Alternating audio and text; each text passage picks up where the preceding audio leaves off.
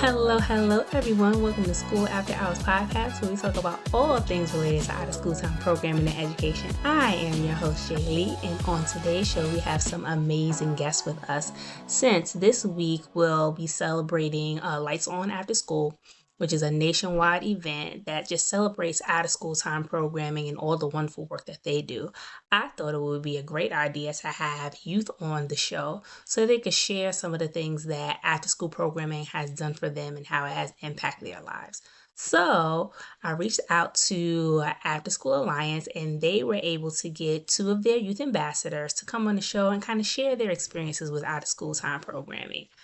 We also have their program manager on the show, so we'll be learning a little bit more about the Youth Ambassadors program for Afterschool Alliance and how the Youth Ambassadors are advocating for out-of-school time programs as well. So we'll be hearing stories, we'll be getting tips on youth voice, but also we'll be getting some advocacy from youth at the same time. So I hope you're ready to tune into the show and enjoy all the great conversation that we are about to have. With that being said, let's go ahead and go over to our Community Corner.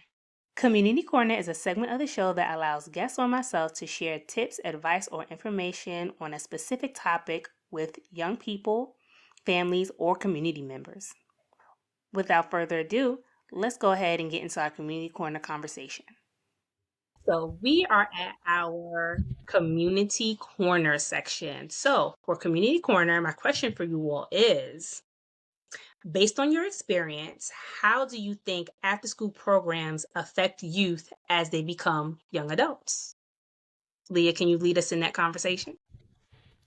Yeah, happy to jump in. I think the after-school programs help students on a multitude of levels, right? There's at the baseline providing academic support and enrichment. That could be in the form of homework help or education opportunities that connect to the school day and reinforce the learning that happens in the school day. A lot of programs now, especially for older students, do career prep and readiness, giving students exposure to a variety of career opportunities.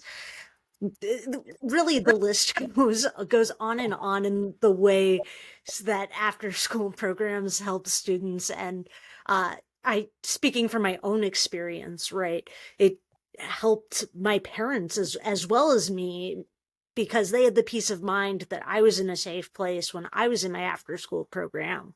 I think you'll probably get a better and more present answer from Jamora and Avery, who are participating in the programs as they exist now, though. Awesome. So we're going to go ahead and utilize that. Yeah. So tell us, based on your experience, how do you think after-school programs affect the youth as they become young adults?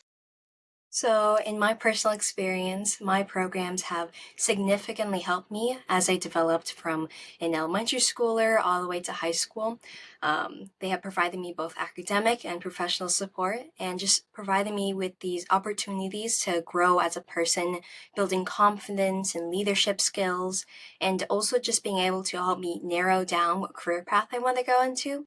And I've been able to understand that at such a young age, I've been able to put all my efforts into pursuing a degree in environmental sciences so that I can have a future career in building sustainable habitats on Earth and outer space. So just being able to have those programs allowing us to explore in a safe space is such an amazing opportunity for us.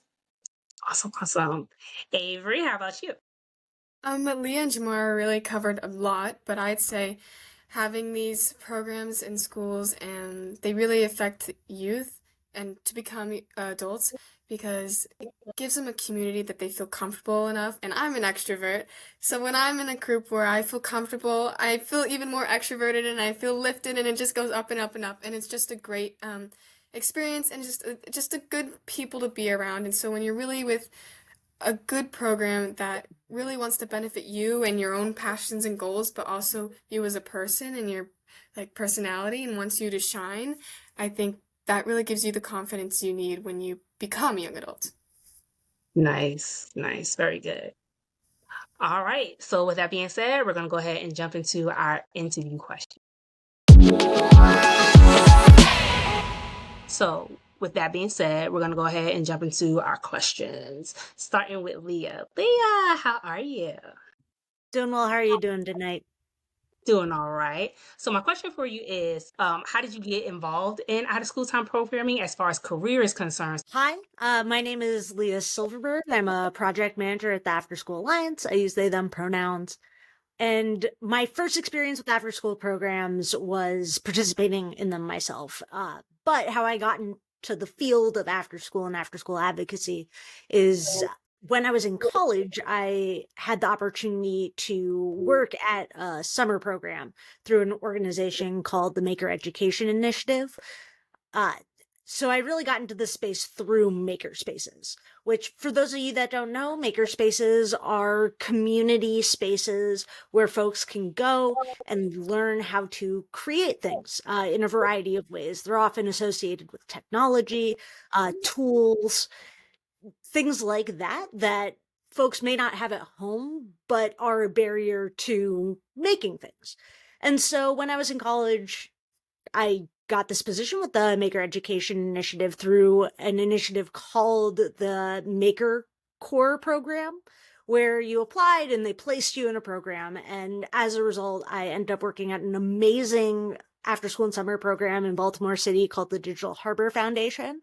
And I helped design and run 8 weeks of their summer programming focused on circuits and coding and all this fun stuff.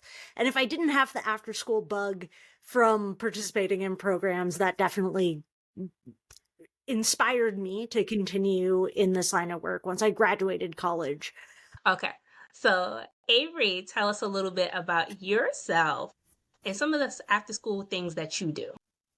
So I'm Avery, and some after school things that I do, obviously, Afterschool Alliance, I'm involved with that, and I'm also involved with a youth ambassador board for Kids Rank, which I explained a little bit briefly earlier, and now I'm a youth ambassador for a nonprofit organization called Morgan's Message, which basically looks at student athletes' mental health, and yeah.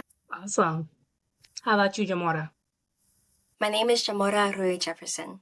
As far as my local organizations, I participate in the Children's Trust of Miami-Dade County Youth Advisory Committee for the past 3 years, a program of service and community volunteerism throughout Miami-Dade County. The Perez Art Museum of Miami, the Teen Arts Council, for the past 3 years, where I've been the social media manager for the Art Ambassador Program, and also the Miami Waterkeepers Junior Ambassador Program for also the past 3 years, which we deal with environmental advocacy and activism training. But the program that has had the greatest impact on me has been Breakthrough Miami, which I've been a scholar since I was a rising 5th grader. So that's been about 8 years, and it's a year-round program that provides academic and professional development for underrepresented students. Nationally, I've been the Florida representative for both Afterschool Alliance Youth Ambassador Program and the Million Girls Moonshot Flight Crew cohort. Cool. All right. So, Leah, tell us a little bit about the youth ambassadors for people that do not know and have no idea, because I didn't know there was a youth ambassadors until I looked on the website. I was like, really? No, shush. So, go ahead and tell us a little bit about the youth ambassadors and what they do. Yeah, so the Afterschool Alliance has had a youth ambassador program for about the last 5 years. And really, this work took off during COVID when, in 2020, when we put out a national call for youth voices because everyone really wanted to try and understand what was happening in the after school space. And we figured that the best place to get that information was from the students themselves. And so from that initial group, we selected 7 students, and that has kind of been the basis of our programming since. So we do communications and advocacy training over the course of about 8 months.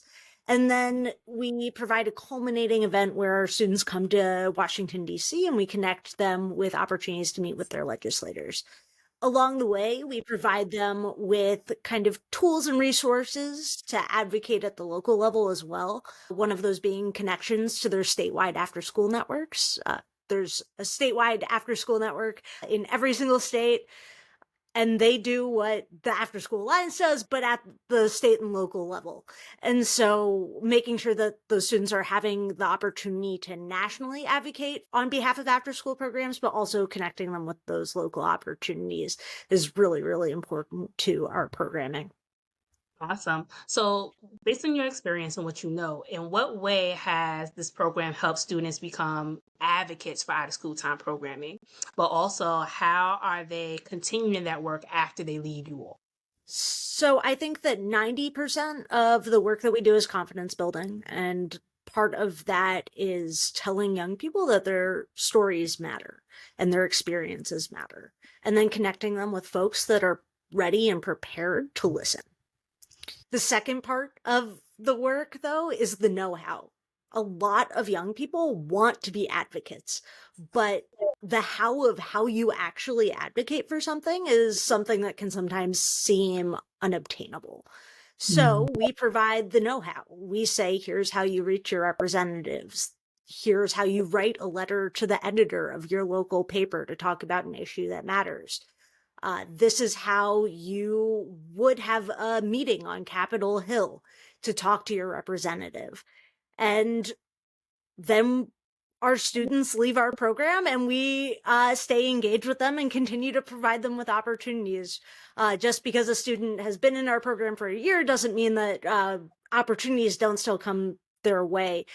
Because really what comes down to is the more voices that speak on behalf of after school programs, the more likely it is that we're going to be heard. And the voices that, one, matter the most are the young people, and the voices that are heard the best are from the young people as well. Mhm. Are you a program director or thinking of starting a program? Maybe you need new curriculum that focuses on character development or technical skills. Maybe you need help establishing effective program logistics to have an impactful program culture. Or overall, you just need a program evaluation. Well, School After Hours Consulting is here to help. Contact us at schoolafterhours.com, and our contact information is in the show notes. Hope to hear from you soon. Very true. Very true. What are some of the challenges you believe after school programs face as, as a community? And what are some of the things that government can help them, how they can help them with some of those problems? So the first problem is funding, and I don't think anyone's going to be surprised about that. For every one student enrolled in an after-school program, there are 4 waiting to get into one if one were to exist in their community. So that immediately shows a huge disparity, right? And part of that is after-school programs need to be funded. The second huge issue that after-school programs are facing is staffing. It's really, really hard for after-school programs nowadays to maintain and attract staff members. I feel like we frequently talk about how teachers are underpaid, but that goes to paraprofessionals as well. So what it comes down to, right, is funding again. We need to be able to adequately fund high quality programs for students, and we need to be able to fund high quality staff to engage with those students. Right. Very true. Very true. Giving them the resources, and part of giving them the resources is making sure that you're able to, like you said, attract those individuals that want to do programming for them, right? But also have opportunities to give mentorship at the same time. So, like the teachers say, and we are consistently fighting about where, that's where education, as far as teachers and after school time programming are kind of parallel to each other as far as when it comes to pay is making sure that we are cut a decent check so that we can do all the things that we can do for the wonderful children. Yes. Ladies, do you want to weigh in and give your opinion on this? Well, I completely agree with Leah. If we had greater funding for programs, a lot more students would be able to participate in them, and programs would also be able to provide a lot more opportunities. One of the programs I'm a part of, Miami Waterkeepers, we had the opportunity to go do shark tagging, do snorkeling, do a lot of activities that without proper funding we wouldn't be able to have. And it really just, those opportunities spark different interests in students in pursuing a career in environmental studies and marine field research. And just having more funding would be able to have a lot more kids having the same experiences, which are just incredible. Very true. Very true. How about you, Avery? Oh yeah, Jamora, you said some very amazing like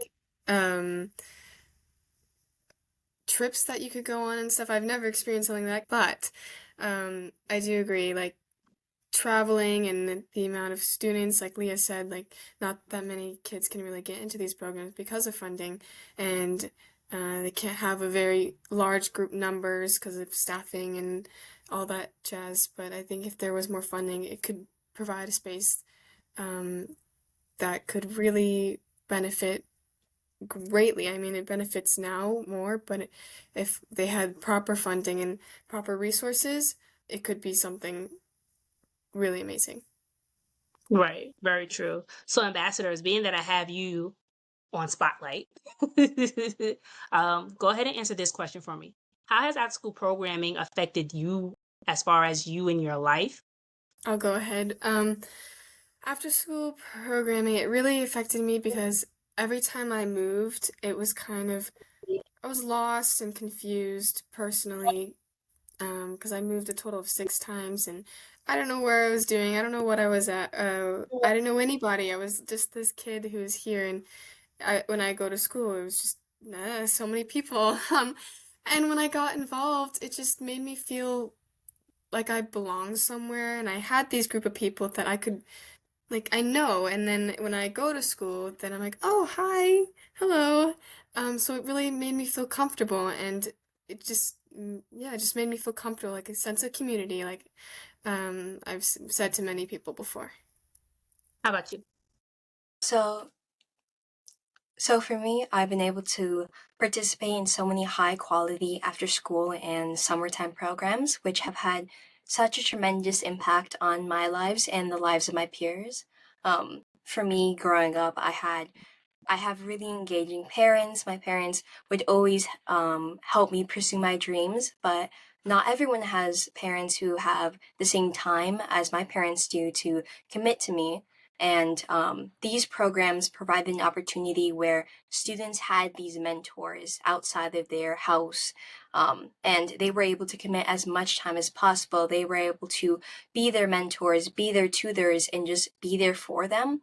And just that aspect of creating that safe space for students, after school programs has done such an amazing job with that, and it has really transformed the lives of students. Awesome. My next question for you, ambassadors, is do you feel like these programs has helped students find or shape their identity in some way, shape, or form? And if so, how? I'll I can go. go first for Oops, this sorry, one. go ahead, Oh, Jamora. Go ahead, Rock, sorry. paper, scissors. so I've been able to participate in a lot of programs, and I think each and every one of them have had such an amazing impact on shaping the lives of students. And for me, at least, the Children's Trust Youth Advisory Committee has given me this opportunity to fulfill my goal of giving back to my community through volunteerism and service. And the Prez Art Museum, we're able to use art and creativity to connect and engage with so many members of the South Florida community or Miami Waterkeepers, where we're able to create this strong environmental advocacy program and help anyone who's interested in being in environmental sciences be able to pursue that. There are just so many opportunities through these programs to truly shape who you are as a person and be able to learn how to advocate for yourself, which I think Afterschool Alliance is such a perfect example of this, since both in the Afterschool Alliance Youth Ambassador Program and in the Million Girls Moonshot Program, we've been able to have this platform to advocate on behalf of students and girls in the area and be able to promote the programs that have helped shape their lives.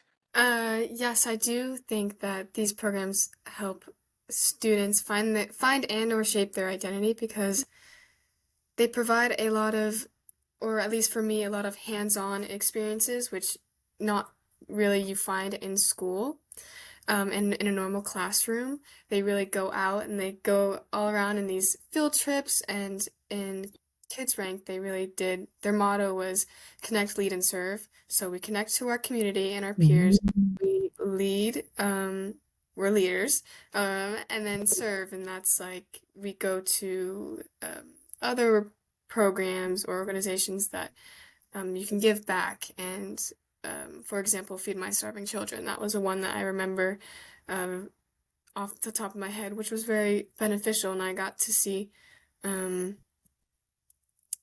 I got to work hands-on with something that you don't really do in school. All right. With that, my last question for you is, um, based on your experience and kind of getting a view of everything that's happening, with not just funding, but also with things that's going on in education and how it can affect after school time programming, right? What are some things you feel after school programs may need to help them with broadening their reach to young people? Okay.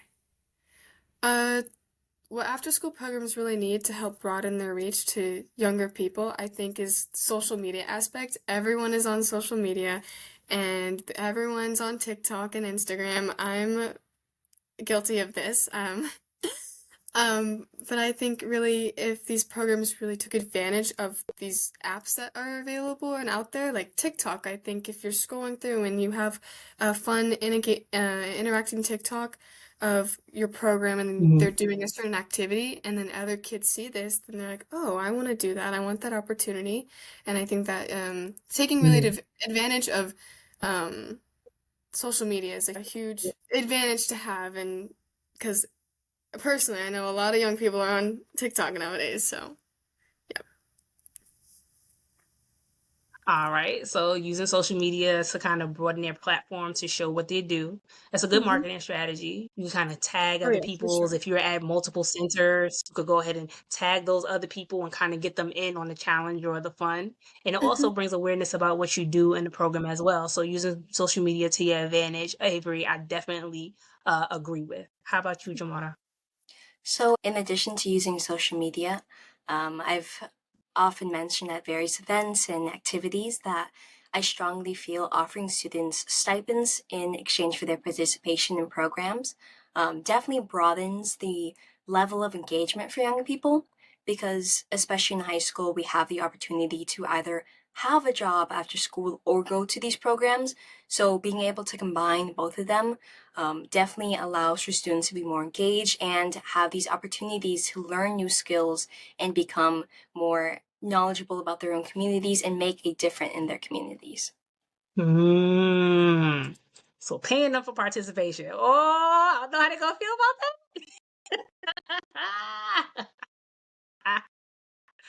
Oh, that's a whole conversation. It's a whole conversation. But I understand where you're coming from when it comes to like high school students, right? Because sometimes in high school, like participation for out of school time programming could be really low. So one of the contributing factors is that you have some youth that are helping taking care of their families. They have younger siblings. Some of them are working to make sure that they have a couple of dollars in their pocket or they're contributing to their household, right? So one of those things that could be done is if you're in a training program or if we're making ways for you to learn a skill during after school time programming for you to make money, then why not give you a couple of dollars in your pocket or a stipend for a particular amount of time? So that we see that you've mastered this skill, but also to link you to people in the field of whatever you might be doing so that you could kind of get internships and, experience, but also broaden your network at the same time. It starts early, right? So if you don't know or if you're not in the room, how can you begin to have those conversations and learn those skills, right? So I appreciate that. And Not everybody needs a check. And compensation, right, can look different. It doesn't necessarily mean paying students, right? There's a huge movement in the after school space right now for credit for learning. So making sure that Mm. students are receiving credit for the learning that's taking place in out of school time, whether that's college credit that they can apply to their degrees moving forward or high school credit. So maybe they graduate early. Awesome. So, Leah, my question is the same for you. What are some things you feel after school programs need help with to broaden their reach to young people outside of more money? Because we know that's an ongoing battle. Well, well, you took my number one, which I was going to say, at risk of sounding like a broken record, after school programs need more funding. Other things that could help after school programs expand their reach. Listening to young people, right? We've got some great ideas in this room and from these two wonderful young people that we're talking to today. But the young people have the answers. And one of the things that is challenging about expanding reach is that we've always had trouble reaching hard to reach communities, right? By definition, hard to reach communities are hard to reach. And we've kind of hit a wall with that. And so I think things like asking young people, how do we reach other students? How do we reach students in your community? How do we reach students outside your community? Is a great starting point, at least. I also think we need to get creative in what it means to provide programming. And we kind of have touched upon this in a few ways, right? Whether that's programs providing internship opportunities, whether that's programs meeting virtually. One of the greatest shifts, I think, in my thinking of the work that I've done was when one of our youth ambassadors in a previous year started talking about the youth ambassador program as one of their after school programs. And I had this moment of, just because this didn't fit my in a box way of thinking about out of school time, I wasn't considering us one of the many opportunities that students could participate in. And there are more programs like ours out there. And so I think that's part of the equation. I think during COVID, we explored virtual programming a lot, and I think that there's still a place for some of that as well. All of the programs that we provide are virtual programs because we work with students across the country. There's still obviously also the place for that in-person connection and all of the benefits that provides as well. But that last thing is, I think, expanding our idea of what the out of school time space is. And part of that can be talking to young people. Exactly. So, and this conversation has kind of happened like in other episodes on the show, is that when we're building, we don't often think about adding the opinion of our youth, but they are the ones that we're here for. They're the ones that we are here to serve. So how can we begin to build and grow, but we don't take in account like their thoughts, their opinions, their ideas to help mold programming and what it could look like and what it should be for them, right? Yep. So that's a good one, Leah. Thank you for sharing. With that being said, we're going to go ahead and jump into our youth feedback. And this is the end of the portion of the show, you guys. I know it's sad to come to an end, but we had a good time while we were here. True? Thumbs up? All right. So my question for you is, for everyone at the table, how can staff or youth make youth voice an active part of their program? Who wants to go first? All right. Take the floor. Happy to go first and give Jamora and Avery some time to think. So I think one easy answer to that is just stopping and talking to the young people that you work with. Easy first step, requires no planning. Just take a second and do a check-in with the young people. Youth voice can exist in a lot of ways in programs. And it can be as simple as a pre and post survey, right? Or asking young people what kind of programming they want to participate in and giving them those options. The important part of any youth voice work that a program is interested in doing, though, is that the listening has to be active. And part of what that means is that it's a conversation. You may ask your students what they want to do as part of your after school program, and everyone says, we want to go on lots of field trips. you can't just end the conversation there if you know that that's not a possibility, right? It doesn't mean that you have to make that a possibility, but it means you have to communicate with the young people you work with about why that's not an opportunity that you can provide. And young people are really receptive to that. They're told no all the time, but they're rarely told why they received a no. And so that's one way to build up those relationships in your program that then give young people the confidence to start talking to you about what's important to them and ways to make your programming better. Awesome. How about you, ambassadors? Well, just to build off of what Leah said, I think in addition to listening to the voices is basing a curriculum of a program on these suggestions of the youth voices. So being able to include it in the program's mission and the day-to-day agendas, so the staff have this skin in the game and they're more willing to put 100% of themselves into the programming, and so will the youth because they realize that the program is tailored to their desired career paths, to the desired activities that they want to do, so they'll have more engagement in the program overall.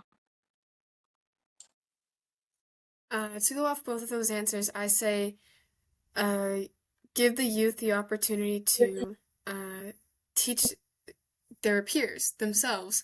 Give them the opportunity to be their leaders in their program. Like I remember in Kids Rank, we would have a project manager or a director or someone and an attendance person, and it was just focused on, it wasn't necessarily a hangout, but it felt like that, and you'd feel comfortable, and you felt like your voice was being heard. Not only when, I know it gets scary sometimes when you're sitting in a room and you're like a 16, 17-year-old high school student, and you're sitting with all these, I don't know, really older people. It does get scary, but when you give it to the peers, when it's really peers, you feel comfortable and you feel like you're very active. Well, everyone, that brings us to the end of our show. I hope to join us next time as we get into our next conversation. But I enjoyed you. I hope that you enjoyed the show, and you'll definitely be seeing us soon. Leah, if there was anyone that wants to get in touch with the youth ambassadors and continue to have this conversation of advocacy, right, for out of school time programming, how would they get in touch with you? Yeah, I can be reached at lsilverberg@afterschoolalliance.org. You can also just go to afterschoolalliance.org and go to our staff page. Please reach out. I'm more than happy to talk to anyone about integrating youth voice into your program or some of the youth voice work that you're doing if you just want to share out. Awesome. Well, everyone, that brings us to the end of our show. If you liked what you heard and you enjoyed our conversation, make sure that you're following us on YouTube, but also hit that like button so we know what you are enjoying. You can also find us on other podcast platforms like Apple Podcasts, Spotify, and Google Podcasts if you want to listen to our audio version as well. To get more behind the scenes stuff, make sure that you're following us on our social media accounts, Instagram and Facebook at School After Hours. Well, that's all I have for today. In the words of Mr. Arthur Ashe, start where you are, use what you have, do what you can. Until next time, y'all. Bye-bye.